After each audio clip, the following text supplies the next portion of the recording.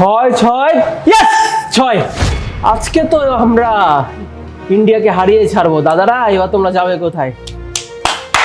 এই শোনো না, বলো। চলো না আজকে বাহির থেকে যে ডিনার করে আসি। বাইরে কোথায়? এই তো পাশের রেস্টুরেন্টে আমরা কিছু খাওয়া দাওয়া করে একটু ঘুরে ফিরে বাসে চলে আসি। আরে না না, পাগল নাকি তুমি? আজকে ইন্ডিয়া বাংলাদেশের খেলা চলছে।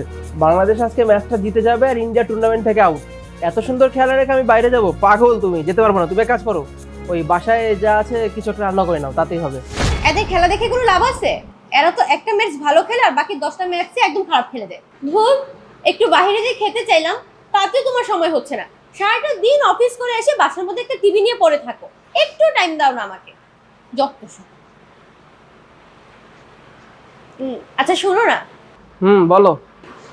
ওই যে আমাদের পাশে যে বাড়িটা, ওই তো খুব সুন্দর করে একটা বিল্ডিং করেছেন, এলাকার মধ্যে নাম করা।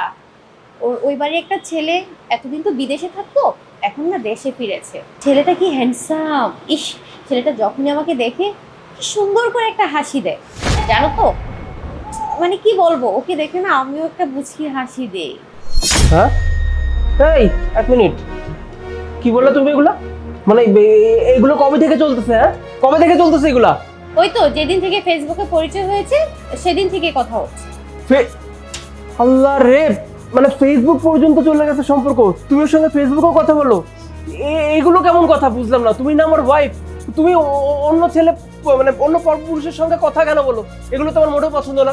আরে বাবা, ফেসবুকেই তো শুধু কথা বলি, আর এখনকার যুগে তো এগুলো কোনো ব্যাপারই না, তাই না? আর সে তো আমার প্রতিবেশী। দেখো, এগুলো মোটেও ঠিক না। আর এসব পাশের বাসার ছেলেদেরকে না আমি বেশ ভালো মতো চিনি। এতে টার্গেটই থাকে বিবাহিত নারী।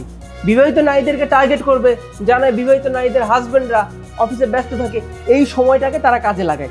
দুষ্টু মিষ্টি কথা বলে প্রথমে পটানোর চেষ্টা করে, তারপরে যখন পটে যায় পরে দেখা করতে বলে, আর দেখা করার পরে ঘনিষ্ঠ সম্পর্ক করে, তারপরে চিচিং ফাঁক। হ্যাঁ, মাঝখান থেকে আমাদের মতো হাজবেন্ডরা ফা করে দেখায় থাকে।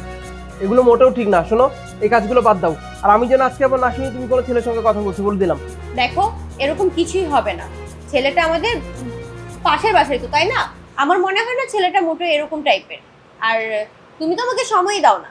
তার সাথে যদি আমার একটা সম্পর্ক হয়, খারাপ কি তাতে? আমি একটু ঘোরাফেরা করতে পারবো। এই যে দেখো, তোমাকে এখন বললাম বাসায় রান্না করতে আমার ভালো লাগতেছে না, প্রতিদিন তো বাসায় রান্না করে খাই। বললাম চলো একটু বাইরে যে ডিনারটা করে আসি। না, তোমার তো সেই সময়টুকু হচ্ছে না। সারাদিন বাসার মধ্যে একা একা পড়ে থাকি। তুমি তো সারাটা দিন বাহিরে অফিসের মধ্যে তোমার কলিগদের সাথে আড্ডা দাও। আমার বাসা তো একজন মানুষও নাই। আমার কি মন চায় না যে একটু কারোর সাথে বসে গল্প করি, একটু বাইরে যে ঘুরে ফেরা করে আসি? তো তুমি সময় দিতে পারছো না। সেই ক্ষেত্রে তো ছেলেটাকে হাতছাড়া করা যায় না। আর ছেলেটাও দেখতে বেশ হ্যান্ডসাম, না? হোয়াট? দেখো, এটা আমার মোটেও ভালো লাগছে না। এই শোনো, তোমাকে আমি একটা কথা বলি। আজকের পর তোমাকে কোনো ছেলে যদি ফেসবুকে SMS দেয় বা কোনো ছেলে তোমাকে যদি ফোন দেয়, তুমি শুধু একটাবার আমাকে বলবা, ওর বাড়িতে গিয়ে ওকে আমি মেরে আসবো। হ্যাঁ, আমার বোর দিকে নজর দিয়া না, দেখাচ্ছি মজা। দাঁড়াও, তুমি এক কাজ করো, ওই ছেলের নাম কি, অ্যাড্রেসটা আমাকে দাও, আমি এক্ষুনি যাচ্ছি। কেন? কেন তুমি ওই ছেলে হাত পা ভেঙে দিবে? কেন? তোমার বোর দিকে কেউ নজর দিতেই পারে। তোমার যেহেতু নজর দেওয়ার সময় নাই, তোমার যেহেতু একটু দেখার টাইম নাই, সেক্ষেত্রে অন্য ছেলে দিলে তোমার সমস্যা কি? মানে একটা ছেলে হাত পা ভেঙে দেওয়ার জন্য তোমার কাছে সময় আছে, তারপরে তার বাসায় যেয়ে তুমি তার হাত পা ভেঙে দিবে, কিন্তু তোমার বউকে একটু ডিনার করাতে নিয়ে যাওয়ার সময় তোমার কাছে মোটেও নেই। দেখো, সারাটা দিন আমি বাসার মধ্যে একা একা পড়ে থাকি। আমারও তো মন চায় পাশে একজন কেউ থাকুক, আমি তার সাথে একটু গল্প করি, একটু আড্ডা দেই। না, আমার পাশে কেউ নাই। কিন্তু তুমি দেখো, অফিসে যখন যাও তোমার সাথে অনেক কলিগ থাকে, যাদের সাথে তুমি সারাটা দিন কাটিয়ে আসো। কাজ করো, ঠিক আছে, তুমি তো আর অকাজে তো আর অফিসে বসে থাকো না, কাজ করো। কিন্তু তারপরেও তো তোমার পাশে কেউ না কেউ থাকে। যখন তুমি অফিসে থাকো, আমি তোমাকে কল করলে বলো যে কাজ আছে, বিজি, এখন কাজ করতেছি। একটা মিনিট কথা বলারও তোমার সময় হয় না। আর বাসায় ফিরে তাও একটু গল্প করবে পাশে বসে, সেই সময়টুকু হয় না। কি করো? টিভি একটা আছে, ছেড়ে দাও, সেই টিভিতে তুমি খেলা দেখতে থাকো। এই খেলা দেখে কি লাভ হয় তোমার, বলো? এদের থেকে কি তুমি কোনো মানে লাভ পাচ্ছ না তো?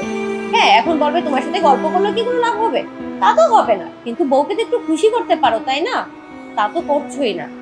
শুনো সাজিদ, যারা হাউস ওয়াইফ আছে তারা বাসার মধ্যে সারাদিন একা একা থাকার পর না, সকল কাজকর্ম করার পর দিন শেষে তাদের একটা সঙ্গী প্রয়োজন হয়, যে তাদেরকে একটু সাপোর্ট দিবে, বসে একটু গল্প করবে। কিন্তু এই সাপোর্টটা যখন তারা না পায়, এখন তো আবার সোশ্যাল মিডিয়ার যুগ, কত নানান রকমের ছেলে, কত পরকীয়ার, কত কি ইচ্ছা কাহিনী শুনতে পাওয়া যায়। আর এগুলো দেখে দেখে মানুষ যারা ঘরে বসে থাকে একাকিত্বভাবে তারাও এই পরকীয় সম্পর্কে জড়িয়ে যায়। দিন শেষে আমিও না আবার এই পরকীয় সম্পর্কে জড়িয়ে যাই। আচ্ছা, সমস্যা নাই, আমি বুঝতে পেরেছি। দোষটা না আমাদের হাজবেন্ডদেরই, জানো তো। আমরা হাজবেন্ডরা সারাদিন বাইরে থাকি, কাজ করি, বাসায় আসার পর ভুলে যায় যে আমাদের ঘরে একজন মানুষ আছে, তাকে সময় দিতে হবে, তার টেক কেয়ার করতে হবে। আর এই কারণেই না আসলে ডে বাই ডে আমাদের সংসারে ঝামেলা হয়, দেশে পরকীয়ার সংখ্যা বেড়ে যায়। দোষটা কিন্তু আসলে একদিক দিয়ে খেয়াল করলে আমাদের হাজবেন্ডদেরই। আচ্ছা ঠিক আছে, কোনো সমস্যা নাই। আমি কথা দিচ্ছি আজকের পর থেকে, মানে কালকে থেকে, অফিস থেকে আসার পরপরই আমি তোমাকে সময় দিব, তোমাকে নিয়ে ঘুরতে বেরোবো, তুমি যেটা বলবো আমি সেটাই করবো। কিন্তু প্লিজ আজকের পর অন্য কোনো ছেলের সঙ্গে কথা বলো না, প্লিজ। যাক বাবা, ফাইনালি বুঝতে পেরেছে। আসলে সোজা আঙ্গুলে ঘি না উঠলে আঙ্গুলটা একটু তো বাঁকা করতেই হয়, তাই না? মানে কি বলছো তুমি, আমি বুঝলাম না। আচ্ছা শোনো, এতক্ষণ তোমার সাথে যা যা বলেছি সবটাই মিথ্যে ছিল। আরে বাবা, আমার ঘরে এত সুন্দর একটা হাজবেন্ড থাকতে আমি কি না যাবো পরকীয়া করতে? ওই পাশার বাসার ছেলেমেলে বলতে আমার কারোর সাথে কোনো পরিচয় নেই, কোনো সম্পর্ক নেই। আর কথা তো দূরেই থাক, আমি তোমাকে জাস্ট একটু দেখলাম যে তোমার রিয়াকশনটা কেমন হয়। দেখো, তুমি যদি আমাকে টাইম না দাও তারপর থেকে কিন্তু আমি আর ফান করবো না। না না, সমস্যা নাই, বললাম তো আমি আজকে আবার তোমাকে টাইম দিব। আচ্ছা কাজ, উফ, এত জোস একটা খেলা। আচ্ছা খেলা, তুমি চলো, তোমাকে নিয়ে আগে ঘুরতে যাই।